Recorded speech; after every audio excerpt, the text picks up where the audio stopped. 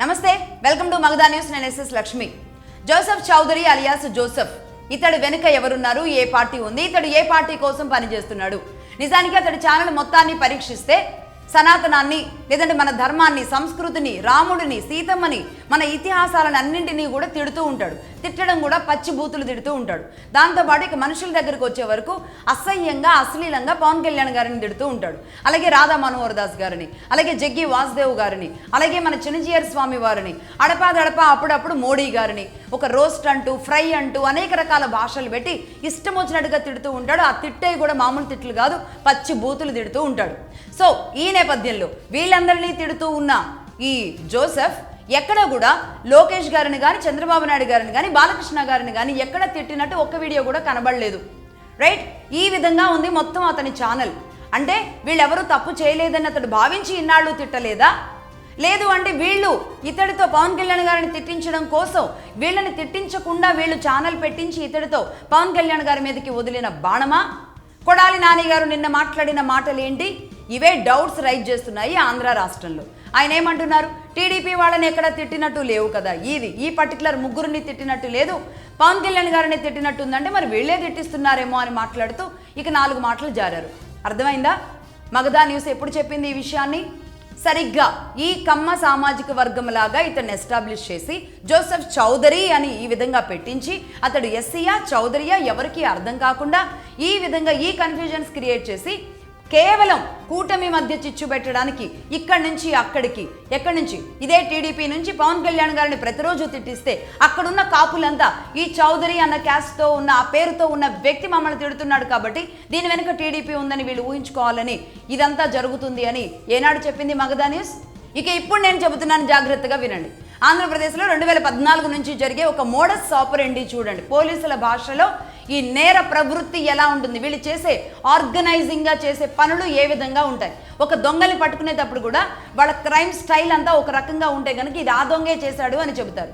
కాబట్టి ఇంతసేపు జోసెఫ్ మాట్లాడిన రోజే అర్థం అవ్వాలి దీని వెనక ఎవరున్నారు అని.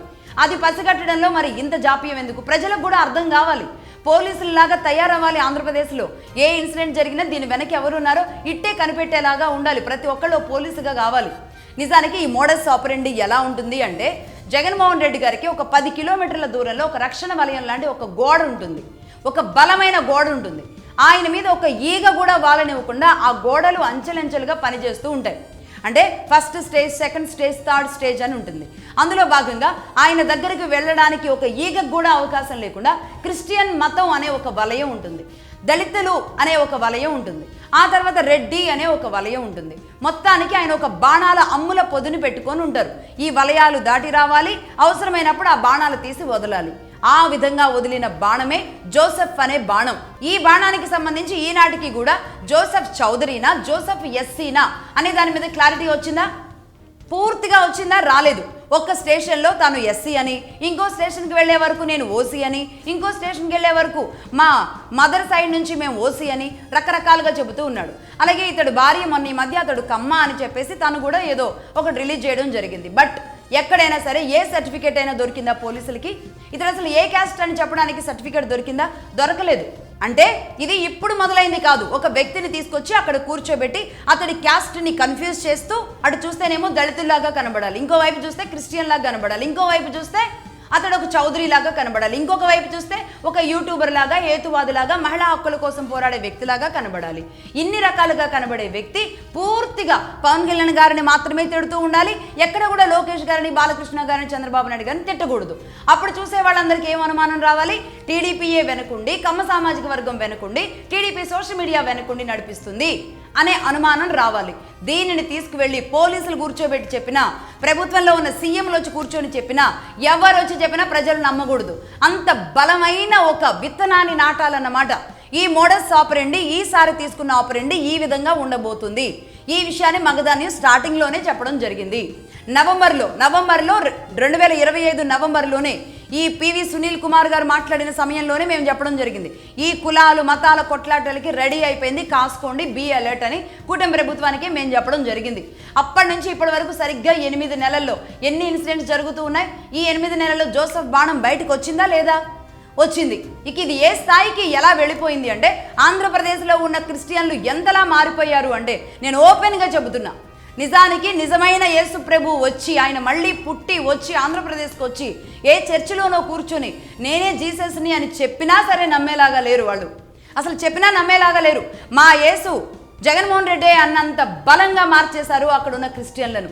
అందుకని ఇప్పుడు ఆయన తీసిన ఆయుధం ఎట్ ఏ టైం 3 రకాల షార్పులతో, ఒకటి చౌదరిలాగా కనబడాలి, ఇంకోవైపు దళితుడుగా కనబడాలి, ఇంకొక వైపు క్రిస్టియన్గా కనబడాలి. ఈ బాణాన్ని వదలడానికి జోసెఫ్ అనే బాణాన్ని వదిలారు. ఎంత స్పష్టంగా కనబడుతోంది. దీనికోసం మీవాడ మావాడ జగన్మోహన్ రెడ్డిని కలిశాడు కాబట్టి జగన్మోహన్ రెడ్డి వాడు, జగన్మోహన్ రెడ్డికి ఈ అమ్మాయి థ్యాంక్స్ చెప్పింది కాబట్టి జగన్మోహన్ రెడ్డి వాడు, ఇలాంటి చిన్న చిన్న లాజిక్లు వినడానికి అసహ్యంగా సిల్లీగా కనబడుతూ ఉంటాయి. అసలు ఈ మోడస్ ఆపరెండి చూస్తేనే అర్థమవుతుంది ఇది జగన్మోహన్ రెడ్డి వదిలిన బాణం అని. దీని విషయంలో వైసీపీ వేసిన ట్రాప్లో పవన్ కళ్యాణ్ గారు ఏదో పడుతున్నారు అని మాట్లాడుతూ ఎక్కడికక్కడ దీనిని స్టాప్ చేస్తూ ఉన్నారు. కానీ ఆగొద్దు, కూటమి ప్రభుత్వం ఆగొద్దు. చంద్రబాబు నాయుడు గారి నోటి వెంట ఇవాళ వచ్చింది మాట. రామయ్యని సీతమ్మని ప్రాంతాలని మత విద్వేషాలు రెచ్చగొడితే, కుల విద్వేషాలు రెచ్చగొడితే ఊరుకోం. గతంలో నేను ఎలా ఉన్నానో అలా నేను మారతాను అని చెప్పి ఈరోజు వార్నింగ్ ఇచ్చారు. ఎగ్జాక్ట్లీ మేము డే 1 నుంచి కూడా అదే చెబుతున్నాం. నవంబర్లో మగధా న్యూస్ ప్రారంభమైన రోజు కూడా అదే చెప్పడం జరిగింది. అసలు అంతెందుకు, ఇతడి విషయం బయటికి రాగానే ఒక్కసారి అతని ఛానల్లో అతను చేసిన ఒక షార్ట్ చూస్తే అర్థం కావడం లేదా? అతడు పెట్టుకున్నదేమో ప్రశ్న, పేరు పెట్టింది ఏంటి ప్రశ్న అంటే ఏంటి? ఇక్కడ ఆంధ్రప్రదేశ్లో మాట్లాడేది ప్రశ్నించడానికి వచ్చాను అని చెప్పిన పవన్ కళ్యాణ్ గారు అని పదే పదే మాట్లాడుతూ ఉంటారు కదా. ఆ నేపథ్యంలోనే ఇతడిని ప్రశ్న అనే పేరుతోనే అక్కడ ప్రతిష్ఠించారు. ప్రశ్న అనే పేరుతో ఉంటాడు, కానీ పచ్చి బూతులు తిడుతూ ఉంటాడు.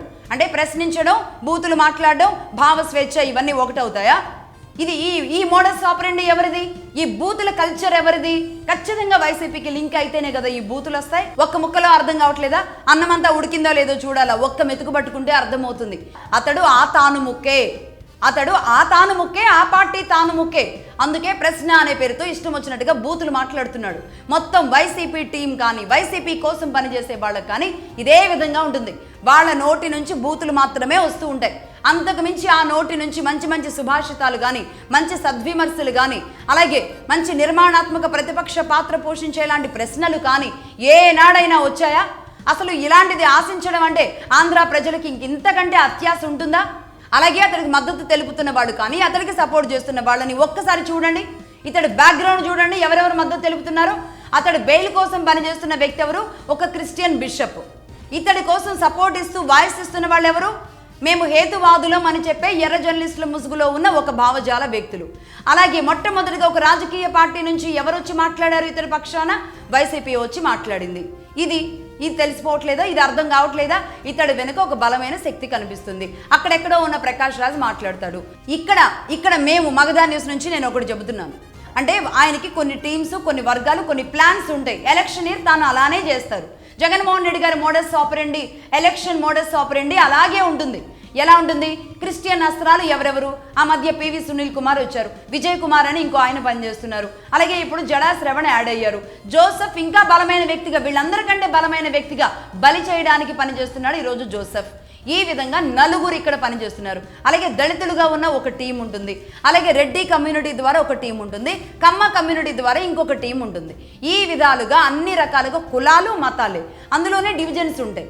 ఏ అస్త్రం ఎప్పుడు అవసరమైతే దాన్నే తీస్తూ ఉంటారు. అందుకే ఆయన చాలా ప్రశాంతంగా కూర్చొని ఆయన ఎలక్షన్ మోడస్ ఆపరెండి కులాలు, మతాలు ఈ ప్లాన్ ఆఫ్ యాక్షన్లో మాత్రమే ఉంటుంది. అది ఇప్పటికీ కూడా ఈ కూటమి ప్రభుత్వానికి అర్థం కాకపోతే ఇంకా ఎవరూ ఏం చేయలేరు. వీళ్ళు ఆనాడు కూడా వైజాగ్లో జరిగిన కోడికత్తి తీసుకొచ్చి చంద్రబాబు నాయుడు గారి చేతిలోనే పెట్టారు. పులివెందుల్లో గొడ్డలి తీసుకొచ్చి ఆయన చేతిలోనే పెట్టారు. వైసీపీ అధికారంలో ఉన్న తర్వాత గులకరా ఏది ఉంటే అది కూడా వీళ్ళ చేతుల్లోనే పెట్టారు. అన్ని రకాలుగా ఈనాడు జోసెఫ్ని కూడా తీసుకెళ్లి వాళ్ళ చేతుల్లోనే పెడుతున్నారు. మీ బిడ్డే అని చెప్పి. కానీ ఇప్పటికైనా సరే కూటమి ప్రభుత్వం చాలా అలర్ట్గా ఉండాల్సిన అవసరం ఉంది. హోంశాఖ విషయంలో నిర్లక్ష్యం జరుగుతుంది అనేది రెండేళ్లుగా అందరూ మొత్తుకుంటున్నా సరే ఈ విషయంలో లైట్గానే ఉన్నారు అనిపిస్తోంది చూస్తుంటే. పక్కా లైట్గానే ఉన్నారు నిజానికి. ఎందుకంటే ఇంత జరిగిన తరువాత ఇది మాది కాదు బాబో అని ఇంకెన్నాళ్ళు చెప్పుకుంటూ వెళతారు? అసలు జరగకుండా చూసుకోవడానికి ఎందుకు మీరు అక్కడ బ్రేకులు వేయలేకపోతున్నారు? మీ ఇంటెలిజెన్స్ చీఫ్ వ్యవస్థ, మీ ఇంటెలిజెన్స్ వ్యవస్థ ఎలా ఉంది? మీ పోలీసింగ్ వ్యవస్థ ఎలా ఉంది? మీ హోంశాఖ ఎలా ఉంది? మీ హోం మంత్రి ఎలా ఉన్నారు? ఎవరెవరు ఏ విధంగా పనిచేస్తున్నారు? ఖచ్చితంగా నేను చెబుతున్నాను, ఇలాంటి అనుమానాలు వస్తాయి. ఇది ఇలాంటిదే ఇంకొకసారి పునరావృతమైందంటే గనక కూటమి ప్రభుత్వానికి ఖచ్చితంగా దెబ్బ తగిలే అవకాశాలు ఉంటాయి.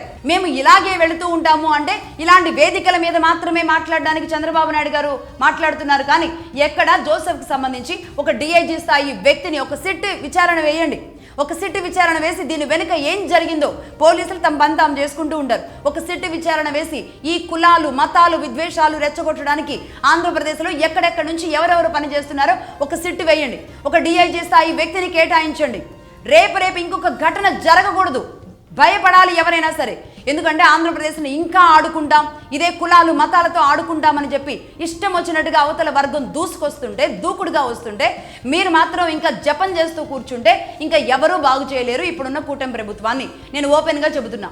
అలాగే ఆంధ్ర ప్రజలు ఎవరైతే ఉన్నారో ఆంధ్ర ప్రజలు పర్టికులర్గా హిందువులకు నేను చెబుతున్నాను, మీరు ఇప్పటికైనా సరే ఒక ఇష్యూ జరుగుతుంది అంటే గనక దీని వెనుక ఎవరున్నారో పసిగట్టకపోతే వాసన చూడకపోతే గనక ఇంకా ఆంధ్రప్రదేశ్ని కానీ ఆంధ్ర ప్రజలను కానీ ఎవరూ బాగు చేయలేరు.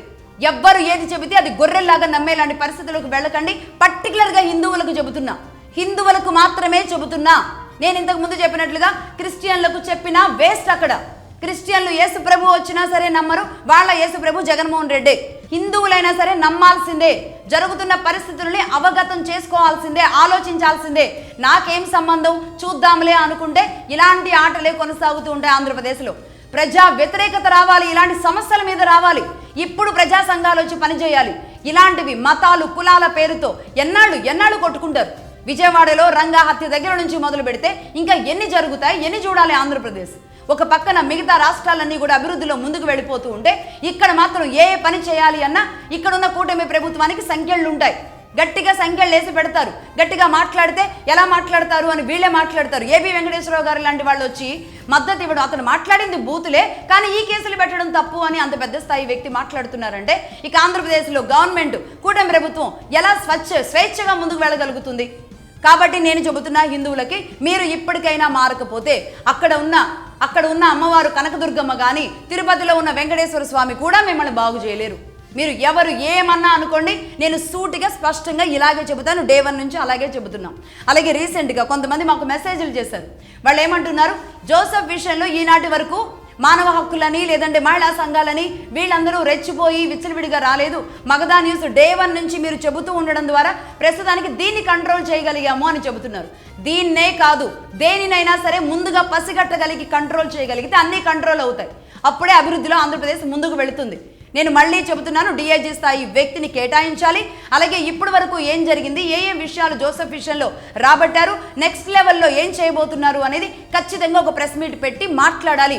అది పోలీసులు మాట్లాడతారా, లేదంటే హోంశాఖ నుంచి హోంమంత్రి మాట్లాడతారా, లేదంటే ఎవరు ఆ బాధ్యత తీసుకొని మాట్లాడతారో ప్రజలకి అర్థమయ్యేలాగా చెప్పాలి. లేదంటే పరిపరి విధాలుగా వందల వేల నరేషన్స్ భావజాలాల్ని జోసెఫ్ విషయంలో ఈ సమాజంలో ఈ ప్రజల మెదళ్లలో పెడుతున్నారు. కాబట్టి ఇప్పటికైనా సరే ఏపీ ప్రభుత్వం నుంచి ఒక ప్రెస్ మీట్ రావాలి.